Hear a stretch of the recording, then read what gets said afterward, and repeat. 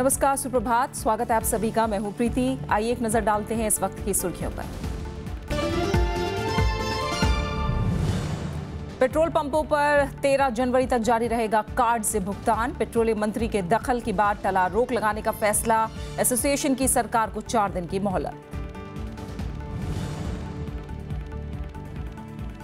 कांग्रेस पंजाब विधानसभा चुनाव के लिए आज घोषणा पत्र करेगी जारी। पूर्व प्रधानमंत्री मनमोहन सिंह समेत कई वरिष्ठ नेता रहेंगे मौजूद। नवजोत सिंह सिद्धू की पार्टी में हो सकती है एंट्री।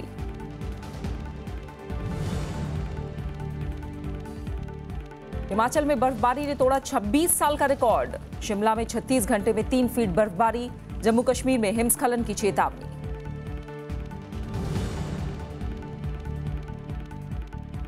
नेपाल की सुप्रीम कोर्ट का ऐतिहासिक फैसला। प्राधिकार दुरुपयोग जांच आयोग के प्रमुख को पद से हटाया। कहा शक्तिशाली पद के लिए योग्य नहीं।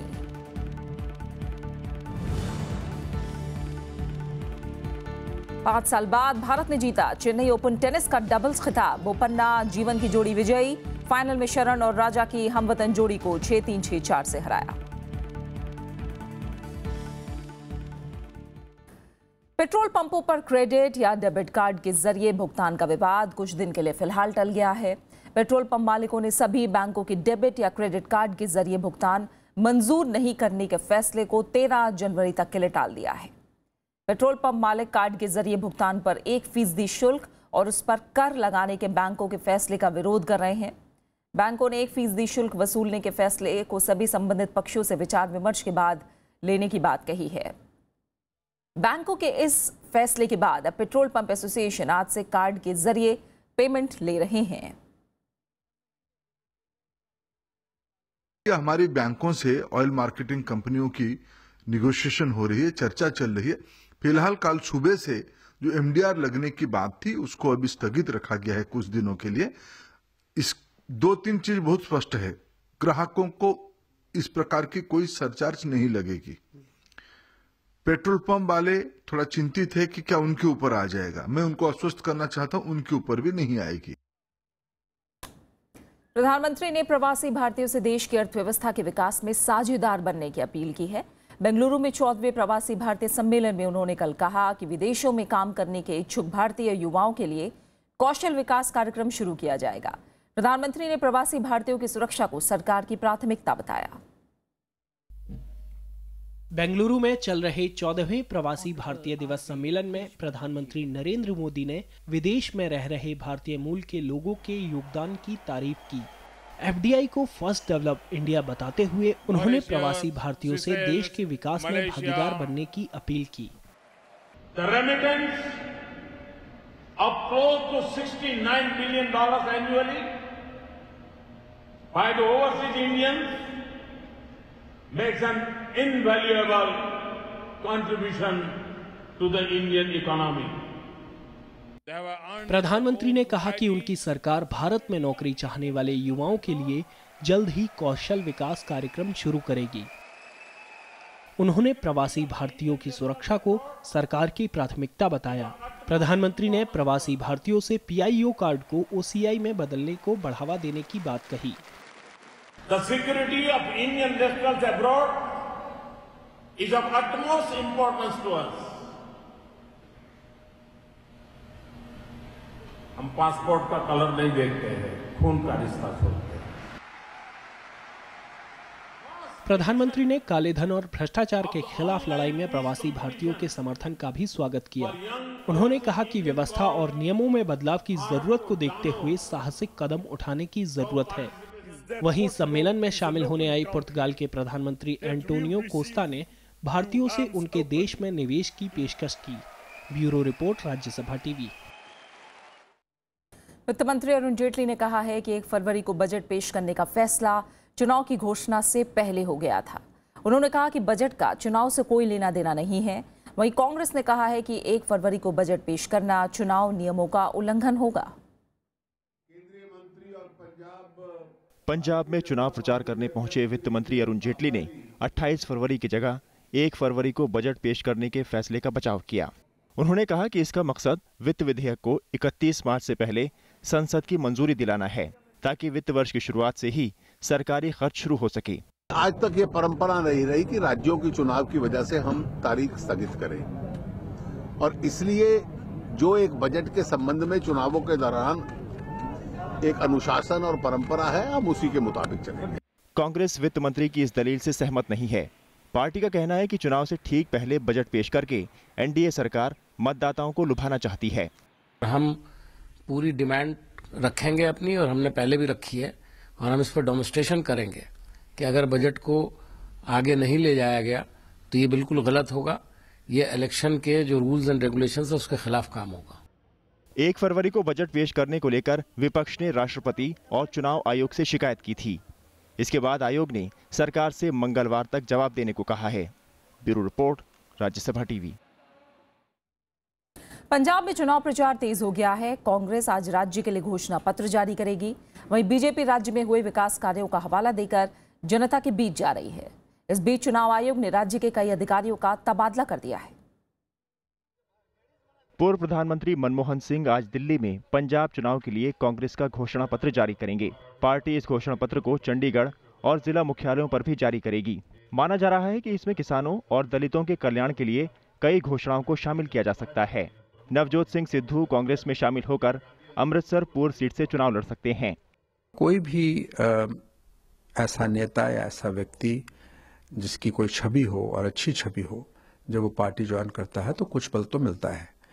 अब जब वो ज्वाइन कर लेंगे, उसके बाद जब वो अपनी चुनाव अभियान शुरू करेंगे, उसके बाद सामने आ जाएगी बात कि पार्टी को बल मिला है या नहीं। मेरा मानना है कि कुछ तो बल मिलेगा पार्टी को।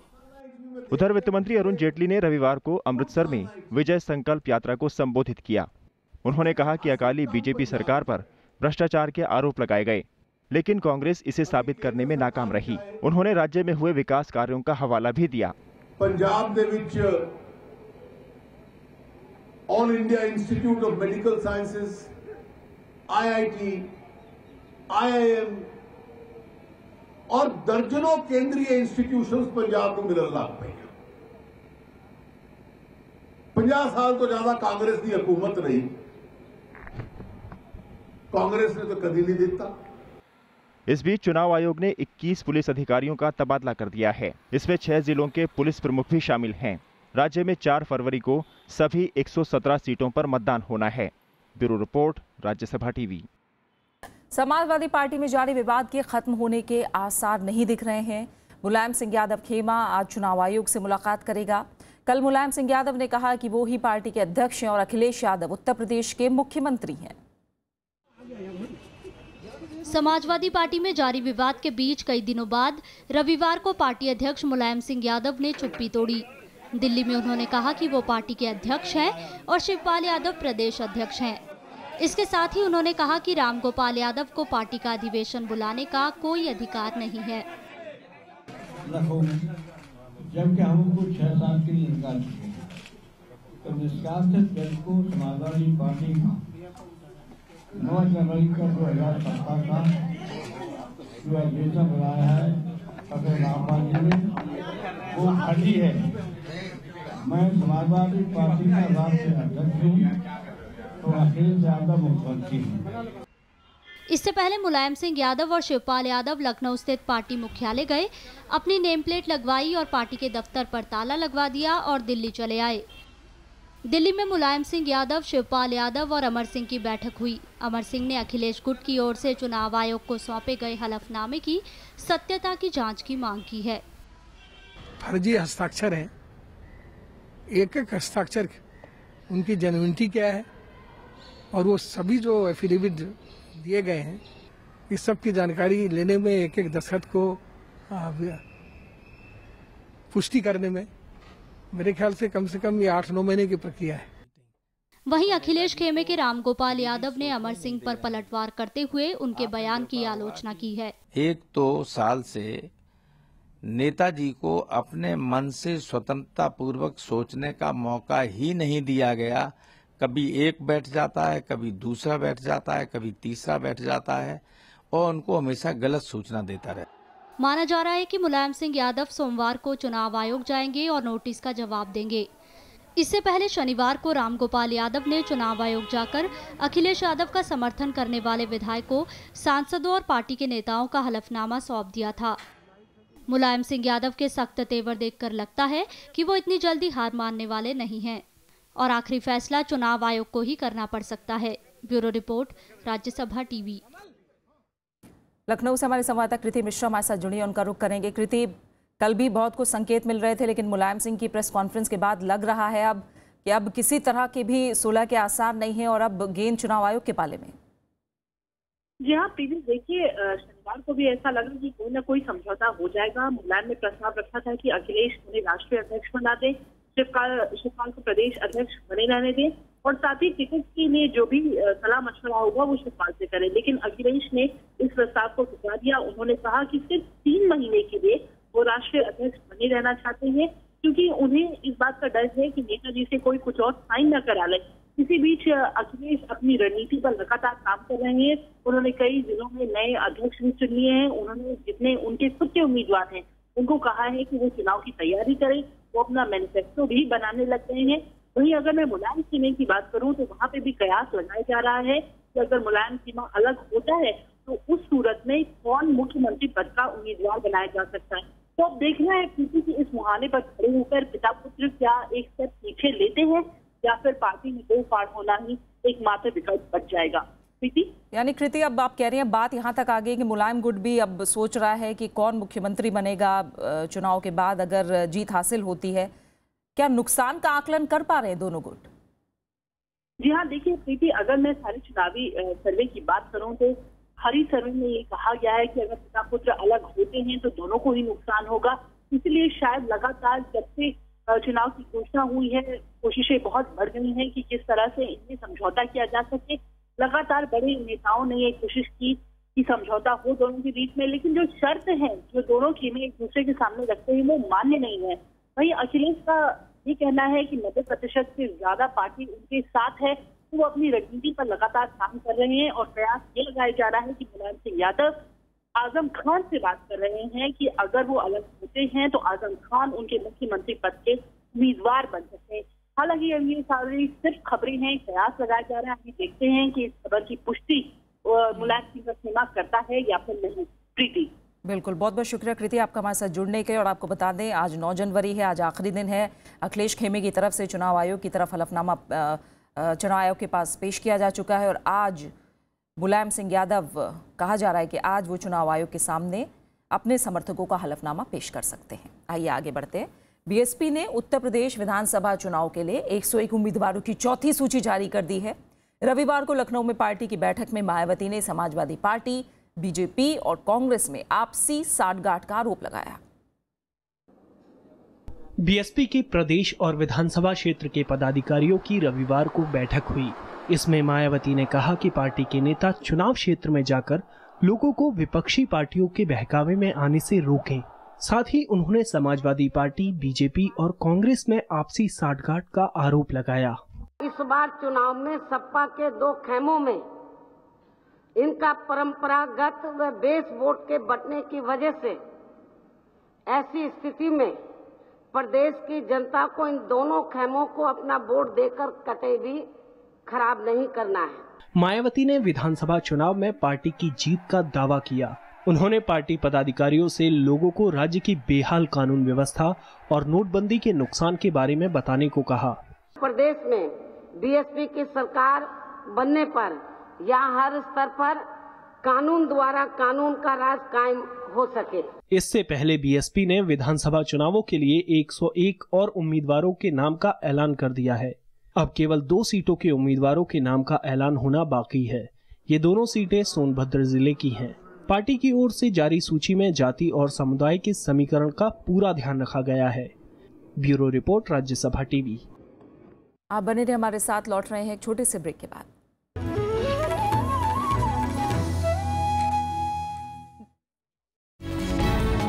सरोकार में बात सुप्रीम कोर्ट के हालिया फैसले की, जिसमें जाति, धर्म, नस्ल और भाषा के आधार पर चुनाव लड़ने को अवैध ठहराया गया है। बहुत ही अच्छी जजमेंट है, लेकिन मैं ये भी कहना चाहूँगा कि ये जजमेंट अधूरी भी है।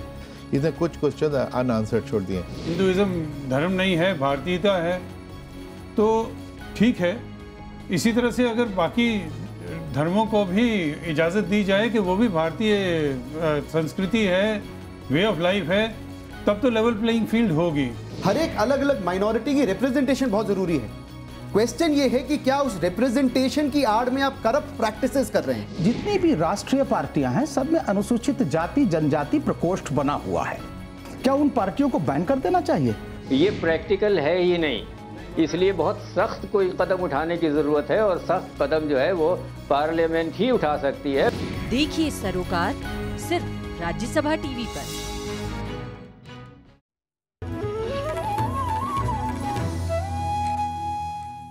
नोटबंदी के पहले 34 दिनों में सूक्ष्म और लघु और मध्यम उद्योगों में 35% लोगों का रोजगार गया है। वहीं इन उद्योगों के राजस्व में 50% तक की कमी आई है। ऑल इंडिया मैन्युफैक्चरिंग ऑर्गेनाइजेशन ने अध्ययन के बाद ये दावा किया है। इंडियन एक्सप्रेस के मुताबिक संगठन का मानना है कि 31 मार्च 2017 तक छोटे उद्योगों में 50% नौकरियां जा सकती हैं। वहीं आय में 55% तक की गिरावट आ सकती है। 3 लाख से ज्यादा सूक्ष्म लघु और मध्यम उद्योग इस संगठन के सदस्य हैं।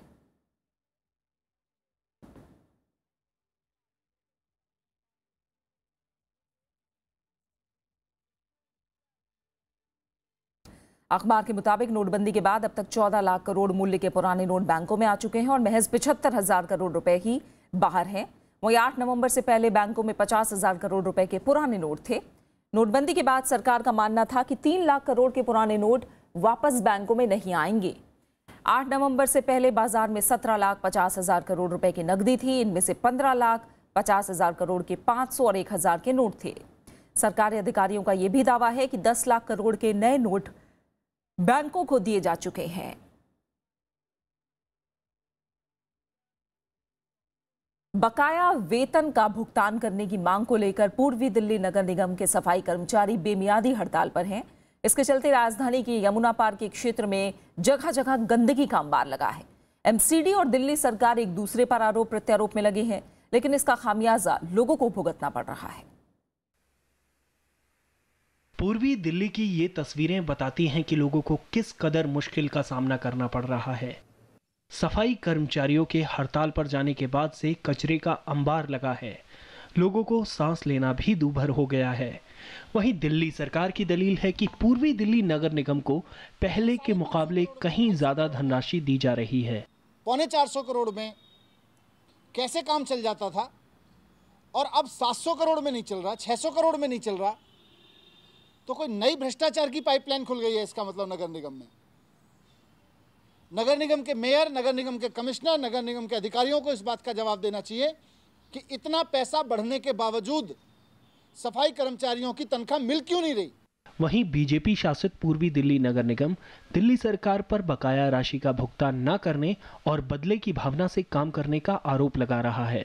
क्या सारा एमसीडी का पैसा जो राज्य सरकार देना चाहिए एमसीडी को, वो सब पैसा एडवर्टाइजमेंट पे लगाएगी? मुझे तो ये बात बिल्कुल मतलब गले से नहीं उतरी है। इस बीच दिल्ली के उपराज्यपाल अनिल बैजल ने भी कई जगहों पर जाकर लोगों को हो रही परेशानियों का मुआयना किया। सफाई कर्मचारियों की हड़ताल से पूर्वी दिल्ली कूड़ा कूड़ा हो रही है। जल्द ही अगर सफाई की बेहतर व्यवस्था नहीं की गई तो स्वास्थ्य का गंभीर संकट भी पैदा हो सकता है। हालांकि नगर निगम सफाई के लिए प्राइवेट ऑपरेटर्स का सहारा ले रहा है, लेकिन वो नाकाफी साबित हो रहे हैं। नव विक्रम सिंह, राज्यसभा टीवी। दिल्ली में चल रहे विश्व पुस्तक मेले में इन दिनों पढ़ने लिखने के शौकीनों का जमावड़ा लगा है। शुरुआती 2 दिनों में हजारों की संख्या में लोग यहां पहुंचे। महिला लेखन पर केंद्रित इस बार के मेले में करीब 800 से ज्यादा प्रकाशकों की किताबें हैं। 7 जनवरी को शुरू हुआ विश्व पुस्तक मेला 15 जनवरी तक चलेगा। दिल्ली के प्रगति मैदान में चल रहे दिल्ली विश्व पुस्तक मेले का रविवार को दूसरा दिन था। इस बार मानुषी थीम पर आयोजित पुस्तक मेले में महिला लेखिकाओं और महिला मुद्दों पर केंद्रित करीब 600 से ज्यादा किताबें मौजूद हैं। मेले के आयोजक नेशनल बुक ट्रस्ट के चेयरमैन बलदेव भाई शर्मा ने कहा कि तकनीकी के इस दौर में भी किताबों की अहमियत बरकरार है। जो छपी हुई किताब है वो तो गांव कस्बों तक अपनी पहुंच रखती है, उसको वहां पहुंचने के लिए किसी तकनीकी सहारे की ज़रूरत नहीं है और इसलिए किताब की अहमियत हमेशा बनी रहने वाली है। वैसे भी जो भारतीय मानस है वो छपे हुए पे ज़्यादा भरोसा करता है। हम ऐसा मानते हैं कि टेक्नोलॉजी कितनी ही अधुनातन हो जाए, नेट हमारे जीवन का हिस्सा बन जाए, लेकिन पुस्तक का कोई विकल्प नहीं है। पुस्तक पढ़ना और चाही गई जानकारी इंटरनेट पर निकालना, दोनों में बहुत बड़ा फर्क होता है। मेले में पहुंचे पाठकों से लेकर आम लोगों का मानना था कि किताबें पढ़ने का असली आनंद देती हैं। किताबें पढ़कर दिल को बहुत सुकून मिलता है, खुशी मिलती है। किताबें क्योंकि हमारे जीवन के हमेशा साथ रहती हैं, हमारा साथ निभाती हैं। हर कोई हमारा साथ छोड़ सकता है, लेकिन किताबें हमेशा ज्ञान बढ़ाती हैं, इसलिए किताबें पढ़कर बहुत खुशी महसूस होती है। बचपन से बुक पढ़ती आ रही हूँ और मेरी स्टार्ट ही किताबों की जो थी इन तरह की बुक से थी। तो टैबलॉइड्स आ गए, ई बुक्स आ गई, मगर फिर भी मेरा रुझान जो है इन बुक से हटा नहीं है। जाने माने कार्टून चरित्र डब्बू जी को गढ़ने वाले और बच्चों की बेशुमार किताबें लिखने वाले आबिद सुरती मानते हैं कि बच्चों को किताबों से जोड़ने के लिए हमें काफी कुछ करने की दरकार है। ये कि हम हमारी किताबों को और बेहतर कैसे बनाएं कि बच्चा वहाँ से खिसक कर यहाँ आए, तो उसके लिए किताबें हमें फॉर्मेटिंग चेंज करना पड़ेगा। एक रास्ता ये भी है। पुस्तक मेले में बच्चों के लिए भी अलग हॉल है, जहाँ बच्चे बड़ी संख्या में माता पिता के साथ पहुँचे हैं। करीब 20 देशों के प्रकाशकों ने भी यहाँ किताबों का प्रदर्शन किया है। तेजी से बदलती तकनीक के इस दौर में लोगों की पढ़ने लिखने की आदतें भी तेजी से बदली हैं, लेकिन पुस्तक मेले में आए हुए लोगों का उत्साह देखकर ऐसा लगता है जैसे मानो उन्हें कोई खोया हुआ खजाना मिल गया हो। और ऐसा हो भी क्यों ना, क्योंकि तकनीक भले ही हमें तरक्की के रास्ते दिखाती है, लेकिन किताबें हमें इंसानियत सिखाती हैं। दिल्ली में पुस्तक मेले से कैमरामैन संजय कुमार के साथ पंचानन मिश्रा, राज्यसभा टीवी। और बात मौसम की करते हैं। पहाड़ों पर बर्फबारी से जनजीवन अस्त व्यस्त है। शिमला में 3 फीट तक बर्फबारी हुई है। यातायात बाधित होने के साथ ही लोगों को खाने पीने के सामान की भी दिक्कत हो रही है। कश्मीर में राष्ट्रीय राजमार्ग पर यातायात आंशिक रूप से बहाल हो गया है। मौसम विभाग ने कश्मीर और हिमाचल में अगले 24 घंटों में बर्फबारी का अनुमान जताया है। पहाड़ों पर हो रही बर्फबारी ने जिंदगी की रफ्तार पर ब्रेक लगा दिया है। हिमाचल प्रदेश के शिमला में 90 सेंटीमीटर तक बर्फबारी हुई। इससे प्रदेश में यातायात का बुरा हाल है। कई जगह गाड़ियां फंस गईं, तो कहीं सड़कों पर लंबा जाम है। बर्फबारी के चलते लोगों को जरूरी सामानों की किल्लत के साथ पानी और बिजली की परेशानियों से भी दो चार होना पड़ रहा है। बंद है, 2 दिन से बिजली नहीं है, पानी नहीं है, टंकियां जाम है, पाइप जाम है, और जो डेली नीड्स होती थी, दूध, ब्रेड, ये सब चीज़ें ये तो कल से बंद है। जम्मू कश्मीर में भी बर्फबारी से यही हाल है। गुलमर्ग में तापमान 0 से 7.6 डिग्री नीचे दर्ज किया गया। वहीं पहलगाम में पारा -3.2 डिग्री तक लुढ़क गया। लेह में तापमान रिकॉर्ड -8.0 डिग्री सेल्सियस दर्ज किया गया। कटरा में वैष्णो देवी मंदिर भी बर्फ की चादर से ढका हुआ है। पहली बार यहाँ बहुत ज्यादा बर्फ देखी है। इस टाइम पे इतनी बर्फ जिंदगी में मैंने पहली बार देखी है। मैदानी इलाकों में भी बारिश और शीतलहर से ठंड में इजाफा हुआ है। दिल्ली समेत उत्तर भारत के कई इलाकों में पारा लुढ़क गया है। अरे बहुत ठंड बढ़ गई, सुबह से बारिश ही हो रही है। सुबह तो कम थी, लेकिन जब से बारिश हुई है तब से ठंड बढ़ गई है। मौसम विभाग के मुताबिक कश्मीर और हिमाचल में अगले 24 घंटों में बर्फबारी और बारिश का अनुमान है। वहीं मैदानी इलाकों में भी तापमान में गिरावट आएगी। Bureau report, Rajya Sabha TV. बात कुछ अहम अंतर्राष्ट्रीय खबरों की। मुख्य विपक्षी दल सीपीएन यूएमएल और सीमांत पार्टियों के विरोध के बीच नेपाल की संसद में संविधान संशोधन विधेयक कल पेश कर दिया गया। संशोधन प्रस्ताव में आंदोलनरत मधेशी पार्टियों की मांगों को पूरा करने का प्रयास किया गया है। विधेयक 29 नवंबर को ही संसद सचिवालय में पंजीकृत कर दिया गया था। 9 पार्टियों के लगातार विरोध के कारण इसे सदन में पेश नहीं किया जा सका था। विपक्षी दलों का दावा है कि विधेयक राष्ट्रीय हितों के खिलाफ है और इसे वापस लिया जाना चाहिए। विधेयक में मधेशियों की नागरिकता और सीमांकन जैसे अहम मुद्दों पर विचार होना है। इस बीच मुख्य विपक्षी गठबंधन संशोधन प्रस्ताव के खिलाफ आंदोलन जारी रखने की बात कह चुके हैं।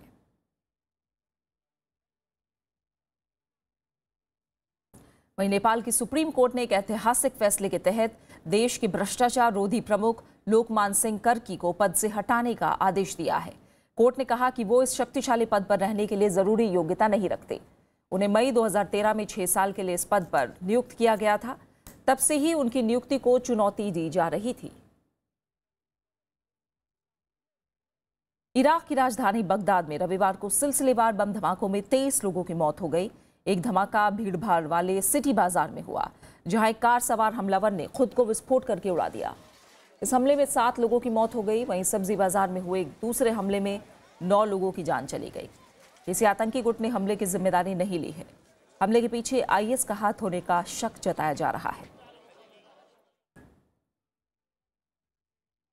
ईरान के पूर्व राष्ट्रपति अकबर हाशमी रफसंजानी का निधन हो गया है। वो 82 साल के थे। दिल का दौरा पड़ने के बाद तेहरान के एक अस्पताल में उन्होंने आखिरी सांस ली।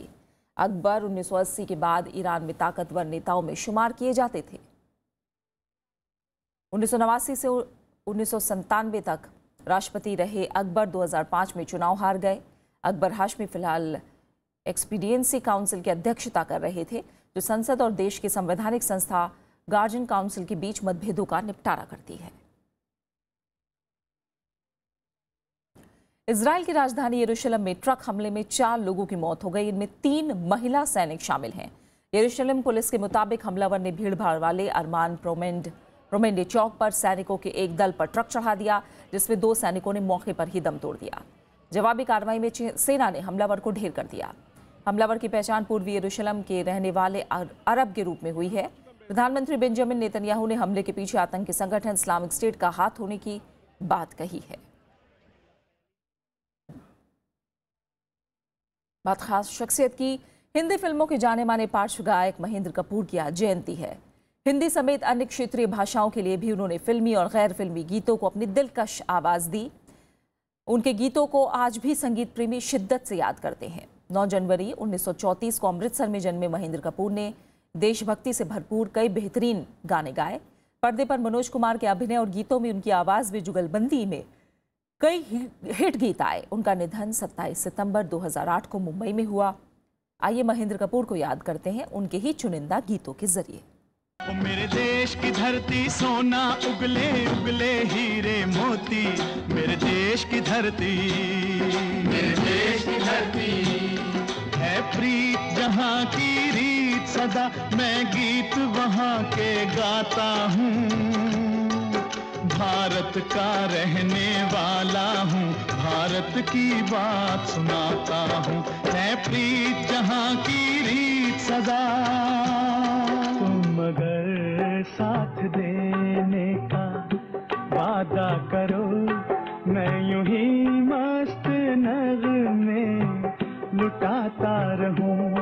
तुम मुझे देख कर मुस्कुराती रहो, मैं तुम्हें देख कर गीत गाता रहूं।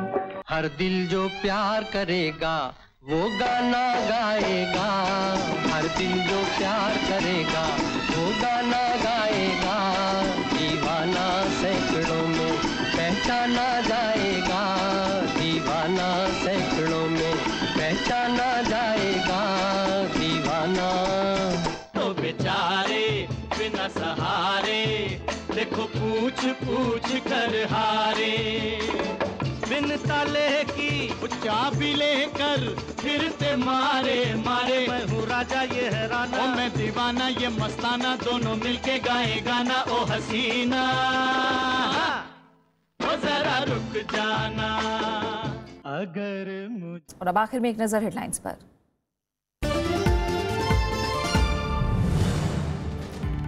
पेट्रोल पंपों पर 13 जनवरी तक जारी रहेगा कार्ड से भुगतान। पेट्रोलियम मंत्री के दखल के बाद टला रोक लगाने का फैसला। एसोसिएशन की सरकार को 4 दिन की मोहलत।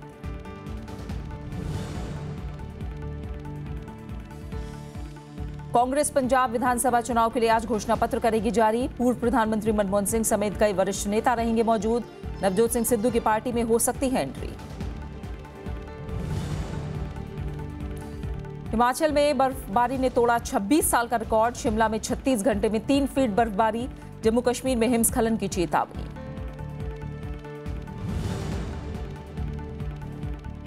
नेपाल की सुप्रीम कोर्ट का ऐतिहासिक फैसला। अपराधिकार दुरुपयोग जांच आयोग के प्रमुख को पद से हटाया। का शक्तिशाली पद के लिए योग्य नहीं।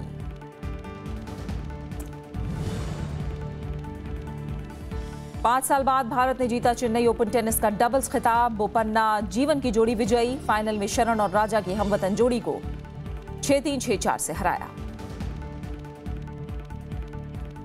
और इसी के साथ फिलहाल इस बुलेटिन में इतना ही। आगे देखिए मीडिया मंथन। नमस्कार।